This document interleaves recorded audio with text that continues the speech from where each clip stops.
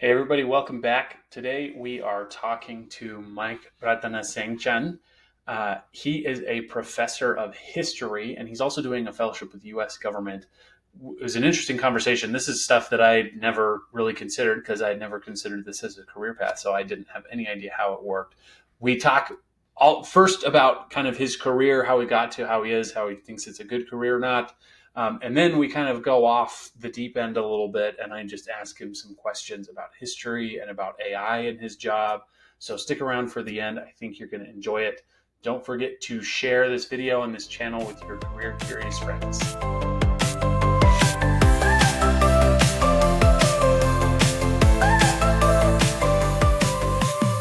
Who are you and what do you do?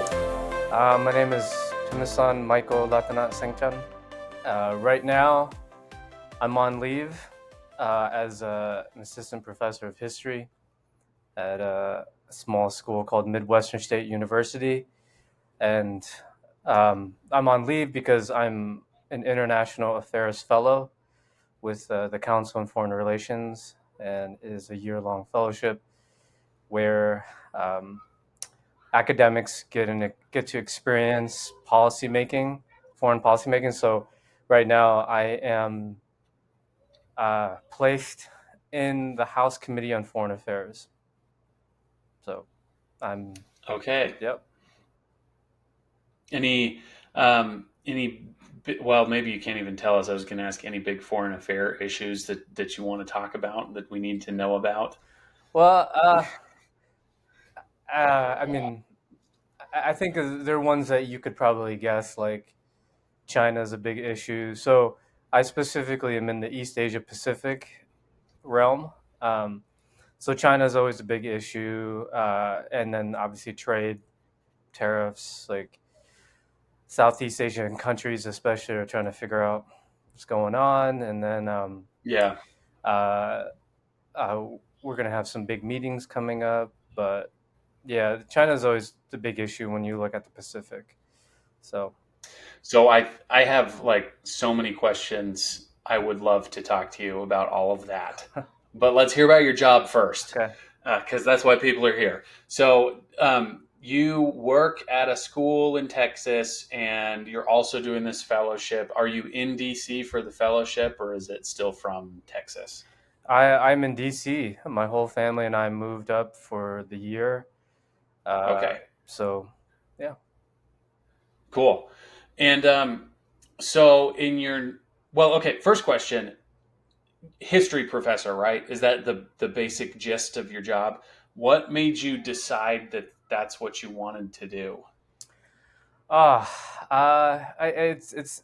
I think it sounds like what some people might would say. Like I've always liked history. I've always liked reading about it. I've always liked to know how things happen. And so I remember, like in fourth and fifth grade, like reading our textbook before we were even done with it. And my dad fought in the Vietnam or in the Laos Civil War during the Vietnam conflict, and so I was always surrounded by history, and so I guess I was always interested in it. But interestingly, I wanted to go into the field of Civil War studies, like American Civil War studies, but the job market wasn't that plentiful or that great. And so I thought, like, okay, how can I use some of the assets that I have? Like, I speak two foreign languages, like I do love Asia, so I was like, let's just go this route. And it's paid off in the end in the sense that like um, I could put on applications, I grad school applications as well, and then applications as well. And I have used Lao and Thai um, not only in graduate school for my thesis and my dissertation, but also in publications and in this book that currently is under review.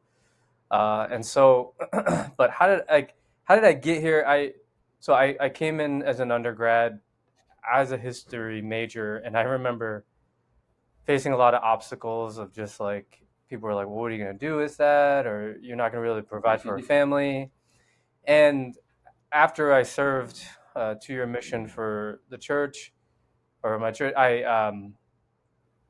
I bounced around a few majors like advertising, marketing, psychology, and then when I transferred to BYU, uh, I thought maybe seminary, and I got pretty far in seminary. Then I decided just to go back to what I loved, um, and uh, so yeah, that's how I essentially and went to graduated from BYU. Went to my I got my master's at the University of Washington in Seattle, and then PhD at Ohio University. And but a more like I don't know, maybe a more story or just I don't know, an idealistic reason is just you mean my family's just a little bit of background. My family are refugees from Laos, and I just had this feeling like someone needs to tell the story, not only just them, Yeah.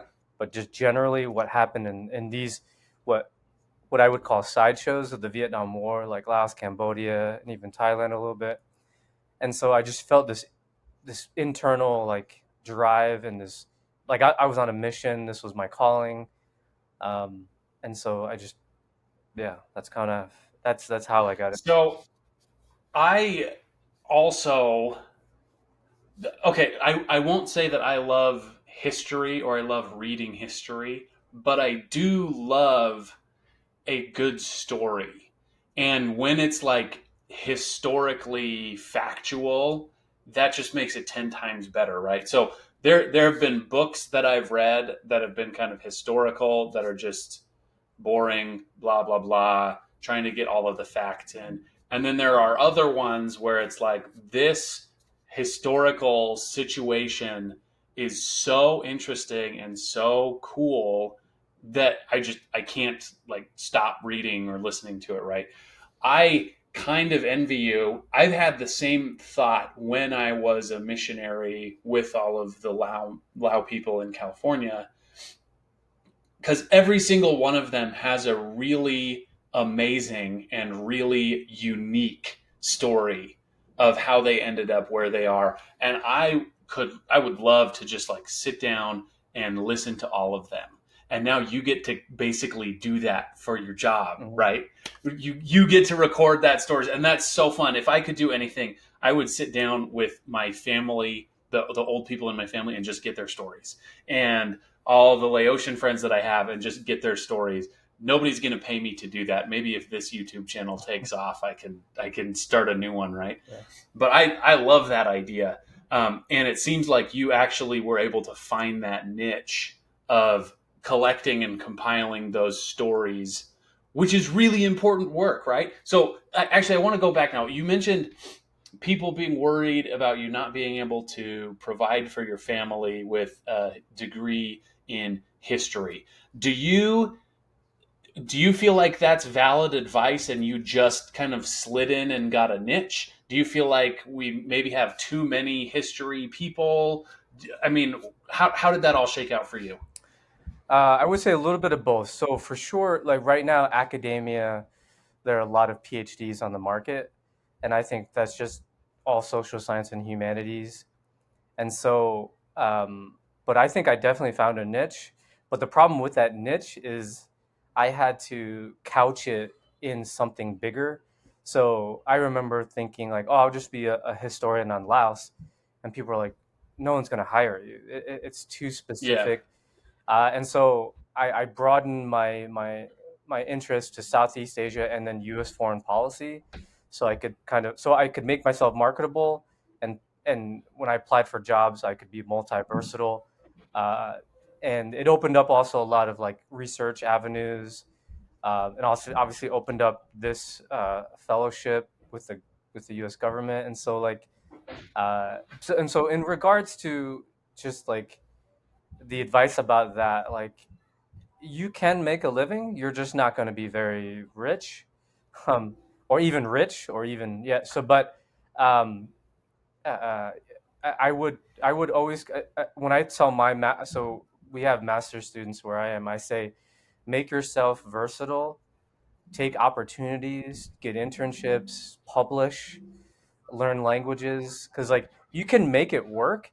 I just think some yeah, people just don't know how to make it work, or they listen to the wrong people. So Okay. So, kind of going off of that, then um, you could make it work. I mean, I don't. I'm an engineer. I always knew that that was kind of like a good, stable um, education to have in my background. And I kind of joke with some of my friends. There are universally like good ROI degrees, and engineering is one of those. Pretty, if you get an engineering degree, even if you don't work in a specific field that you're trained for, it's valuable, right? Then every other degree could be really important, really useful. I don't try and diss on the humanities or social studies, right? Because we need people who can do all of that. Anyway, I just thought I'd point that out. That's it's a good point, and it sounds like you found a really important or a good niche. When we were texting, I asked you a question a few months ago about nuclear weapons, and you went into this big long thing about uh, teaching history about war, and I'm like, okay, well, that was more than I asked for, but it's interesting. This is cool, right? So, in your normal professor job, are you mostly spending your time researching or writing books or whatever, or are you also mostly teaching? I mean, what's the trade off there in your university position? so universities are generally broken into tiers like R1, R2, R3. R1s are like Ivy Leagues, the big ones. And so professors normally will have what they call like a 2-2, where they only teach two classes a semester. And then most of the emphasis is research. I teach like, I guess like an R3 where level where I teach four classes a semester. And so it's more heavy on teaching, but there is that research obligation. And so um, I I prefer something in the middle where I can teach and do research and publish. And so it's been a challenge with like teaching four classes a semester to balance all that. But so that's where I am. I'm if the plan is would be to go somewhere that's like I only teach three classes a semester, so I could have more time to do research. But yeah, Okay. And it sounds like there's, depending on what school you're at, that's kind of a scale or a trade off with how much research and how much teaching, right? yep. Is the amount of money you get paid, does it kind of depend on what kind of school or how much you're doing of either one of those? Or is that just uncorrelated? Uh, it's kind of weird. It's like the less classes you teach, the more money you make, because you're at these like top schools, and so Okay. like community college professors, they teach five classes a semester, and they don't get paid as much. But again, going with these bigger schools, you have to produce more research and get more grants, and so you're so the work is different. So Okay. That makes sense. Okay. Now let's switch gears and just briefly talk about your current fellowship job. You're not teaching any classes now, is that right? um, So this will help answer maybe another question of like Okay. making history marketable. So I teach part time at an online university. I've done that for like the past five Okay. years. So I decided to keep that just to make some extra money. Though this fellowship pays pretty well, I just Yeah. decided to keep it just in case down the road. But uh, I I am also advising four theses, so or three. Sorry, we have three. I have three master's students where I'm the chair of their committee. So I told them I didn't want to leave them like hanging. So Yeah. I was like, yeah, we'll still do this. So yeah. Okay. So it's not like you're turning off your university job just to go do this thing. You're still doing a little bit of teaching, a little bit of advising, plus the fellowship, which is kind of unrelated. Yeah, Okay. yeah. Okay. Great. Do you feel like this is a pretty stable job? Do you feel like you can take care of your family and you'll have your job for as long as you need it? So I just got tenure, um, Okay. so that helps out a lot. I think so. So yes, yes. Maybe a better answer is I part of the other reason why I chose history and chose to go as far as I did, like to get a terminal degree, is that I knew that my wife would never have to tell me go to work, or no one would ever have to tell me, because like I go to work and it really does not feel like work. Like Yeah, I really want to go. Like though I miss my family, like I really wish I could be with them more, but I'm like there's that other push, that pull. What's like, oh, I really want to go to work. Like I got to do this, and so it's like for me, it's like if I don't get in like 7 to 8 hours of work a day, I feel really off and kind of yeah. grumpy. But yeah, I can now. So the challenge. So that's why I have that part time gig. Is that since professors only, well, you can get paid between like a 9 month contract or a 12, but I get paid a nine just so I get more money every month. And so that part time gig, and then I can teach online, or I can teach summer courses at my university to help. Um, and so, but yeah, So that sounds. This is one thing that I don't know if I envy or if it's just a different kind of person and a different kind of job, because I have never felt that way about any of my jobs. There are jobs that I've had that are interesting, and it's not a, I mean, when I get to work and work on it, it's not a drag to be there, but I would always rather be at home or working on another project or at the beach or something, yeah, right? So that is something that I think is undervalued often. My dad, I kind of followed his work philosophy. In fact, I'm the only one of my siblings who became an engineer like him. But he didn't really like his job, but it paid him well and it gave him enough flexibility to spend his free time doing what he wanted with the people that he wanted. And that trade off made sense in his case. He probably would have been a little bit happier if he had a different job that he liked more. Same with me, right? Another reason why I'm starting this YouTube channel. I love to talk to people about their jobs. Maybe someday this will pay the bills. well, I'm not holding my yeah, breath. well, if But I could add like to the whole flexibility part, so because we technically have summers off, like I still always teach over the summer, like one or two classes, so it's not a full load, but like that's great flexibility. But also, and you know, I hate to say this publicly, I don't know, obviously depending on how many people see this, but like professor job is like I was actually talking to someone at this event this last week. I was like, I can do my research anytime I want. I could do it at midnight. mhm. I could be at the office, take a nap.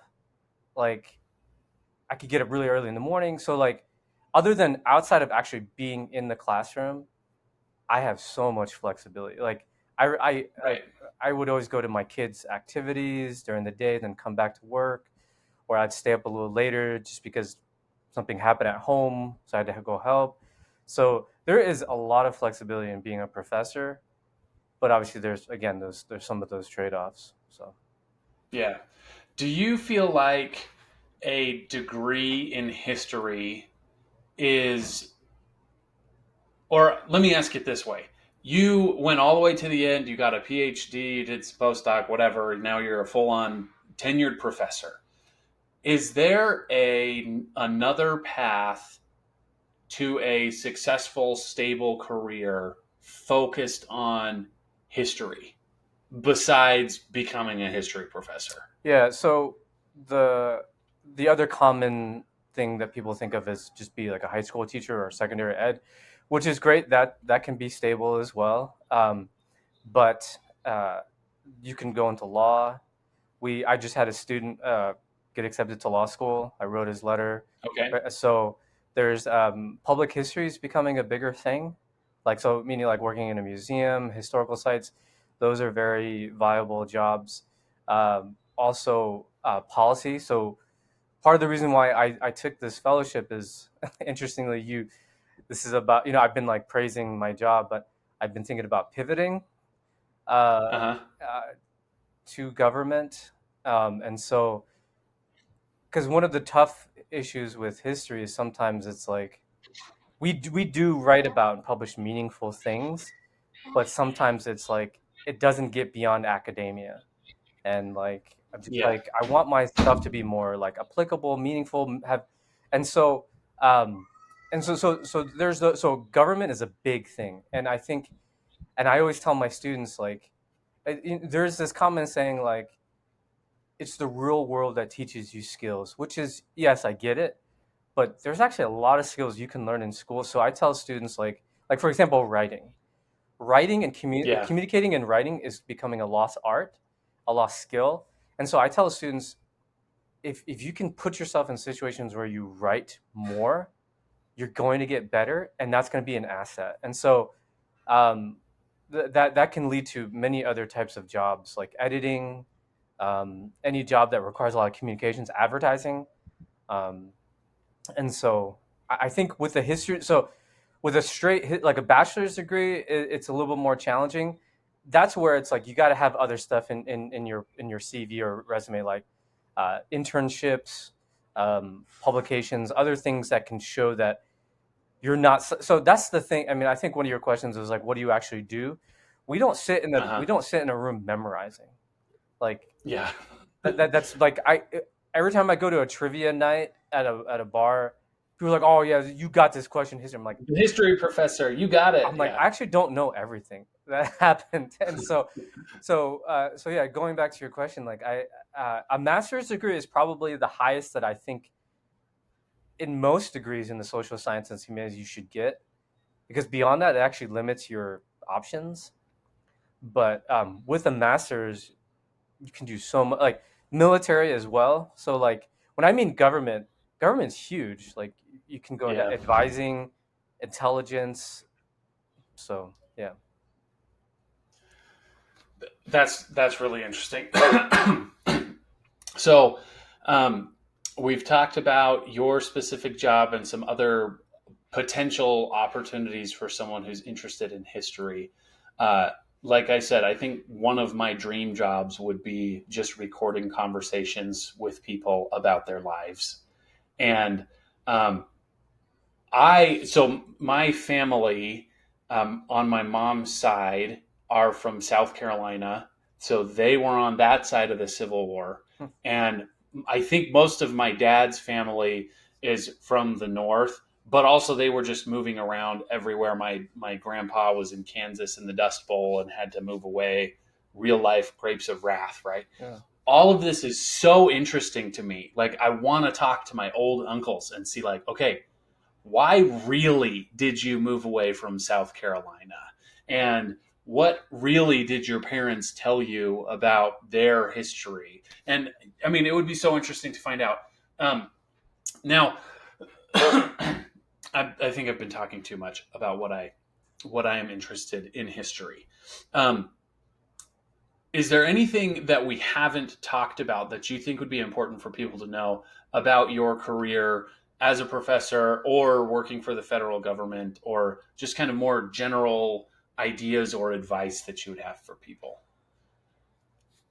I think about this question a lot because I have so the university I teach at they have a lot of first generation college students, which Okay. is me. I'm a first generation college student, and so like I could see myself in there.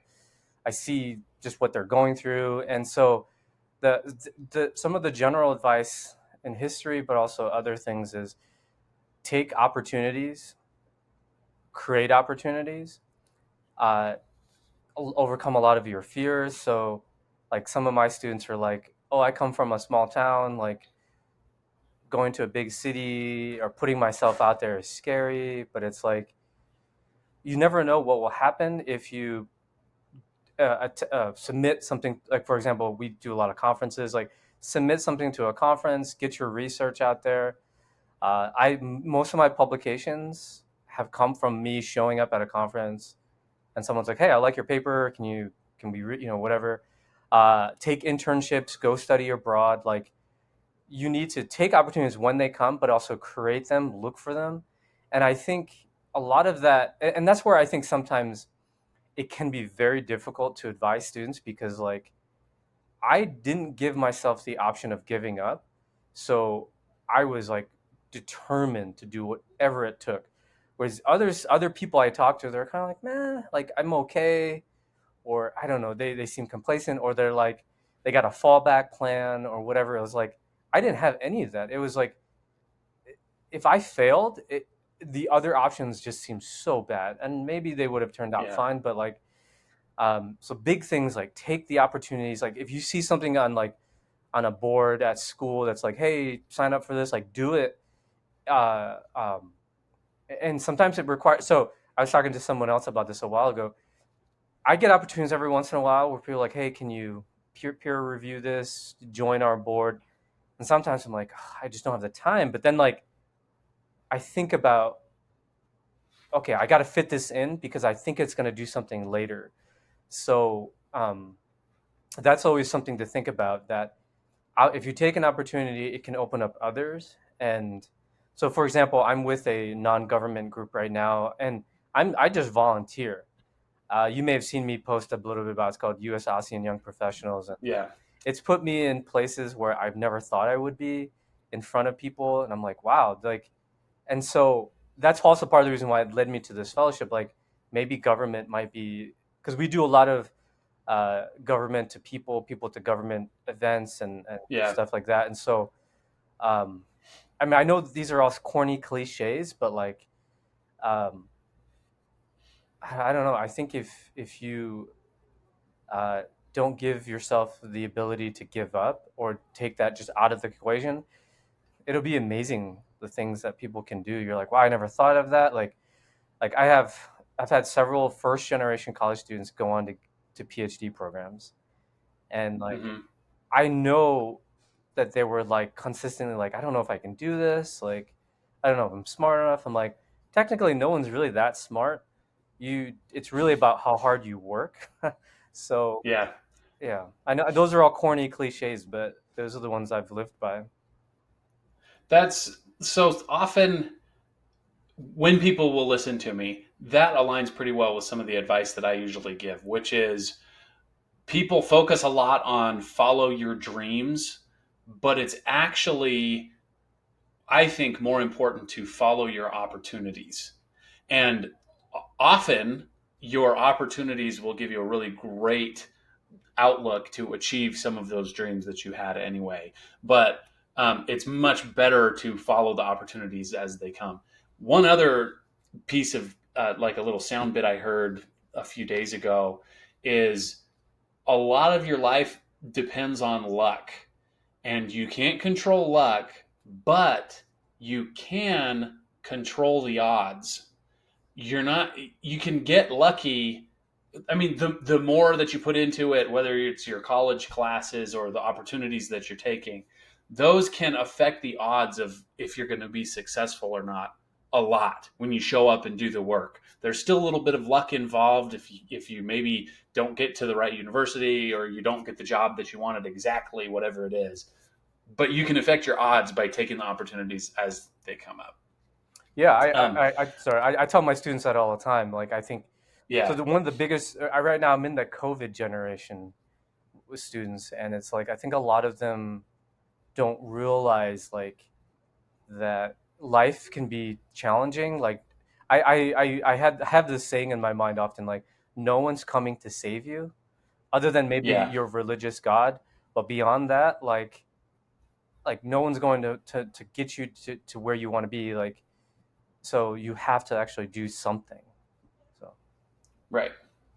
Um, one more question about your job. I meant to ask this earlier and I forgot. How do you use AI, or do you use AI at work? oh man, no, I in my personal work, no, I avoid that like the plague. But I use it to catch students. So Oh, interesting. yeah, students, some students like I tell them in class like, some of you must think we're really stupid. Like I'm sure I look like a nerd, but like some students will just cut and paste something from AI and I can easily find Yeah, it. And yeah. so, but beyond that, no, I don't use it. Okay. It's come up in a couple of these interviews in the past, where I think people misunderstand what AI is actually useful for. And I can imagine as a history person being able to use it as like, okay, I heard this thing. Can you find some sources? Or hey, can you help me check this? Or where should I start looking about this thing that happened? And it can be a really useful research assistant. But even though it sounds like maybe it's good at writing, it's not a human, right? It can't actually have original thoughts. Anyway, you got to use the right tool for the right job. And it takes work to learn how to use it correctly. In my job, when I'm writing code, yeah, AI knows the code way better than I ever will. And so it saves me, it saves me a lot of time and effort. But if it's like, I got to write a history paper, write it for me, that's still going to be garbage. Yeah. Yeah, it is a really interesting part of the world. How much time have you actually spent over there?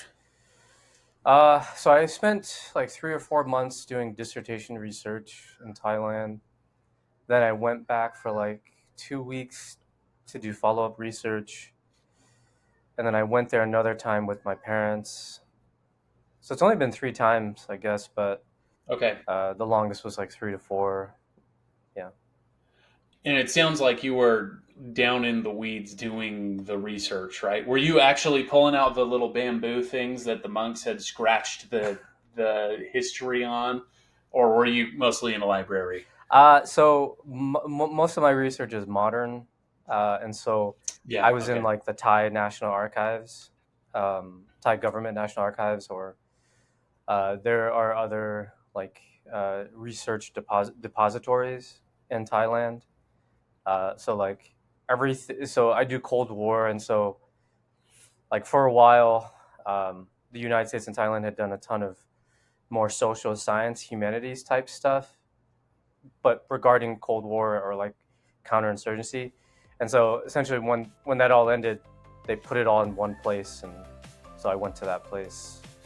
That's it. That's our conversation. Thanks for tuning in. I am a little bit sick still, and so sorry if I had to cough a couple of times. We're also working on the bathroom back here, so it's a little bit messier. I hope you enjoyed our conversation. You learned something new. If you have any questions specifically for Mike, go ahead and drop them in the comments, and we'll try to get those answered for you. And as always, don't forget to subscribe and share this channel with all of your career curious friends. Tell me, what is it that you do?